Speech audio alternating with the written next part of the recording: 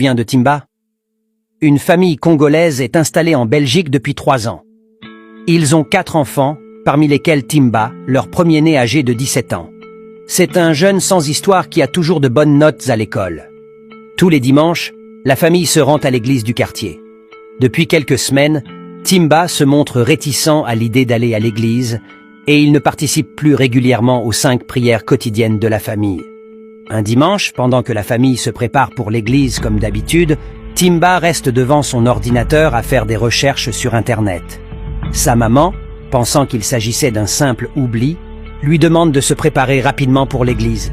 Timba, qui de nature est très calme, donne une réponse qui laisse sa mère perplexe. « Je ne vais pas à l'église aujourd'hui et je n'irai plus jamais. » Surprise par cette attitude, une assemblée familiale est convoquée en urgence dans le salon. Le papa prend la parole.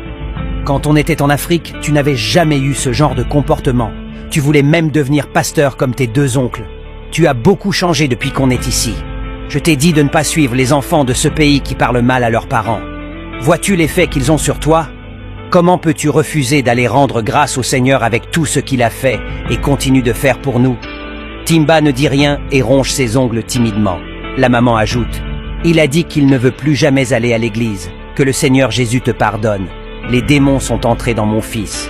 Il faut qu'on fasse venir le prêtre. » Tout calmement, Timba se met à parler. « Maman, papa, je n'ai aucun démon en moi. N'avez-vous rien remarqué depuis 3 ans que nous sommes ici en Belgique ?»« Remarquez quoi ?» rétorquèrent les parents en chœur. « Lors de ma dernière sortie scolaire, je suis allé avec ma classe visiter un laboratoire. Il y avait des blancs partout. Dans toutes les bibliothèques où je vais ici, on ne voit que des blancs en majorité avec leurs enfants. Quand on va au musée, il y a des blancs à perte de vue. Partout où on apprend ou fait des choses utiles, on trouve majoritairement des blancs. Mais chaque fois qu'on va à l'église, c'est nous les Noirs qui sommes majoritaires.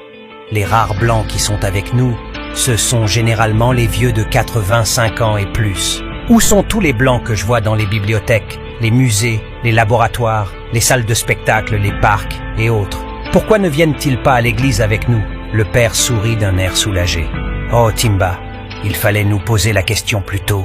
On allait t'expliquer. D'abord, n'oublie jamais que le salut est individuel. Si les Blancs ont arrêté de pratiquer la religion, c'est leur problème. Nous les Noirs, on a la crainte de Dieu, on veut sauver notre âme. Ils n'auront que les yeux pour pleurer quand ils seront en enfer. Parce que tu penses qu'ils finiront en enfer?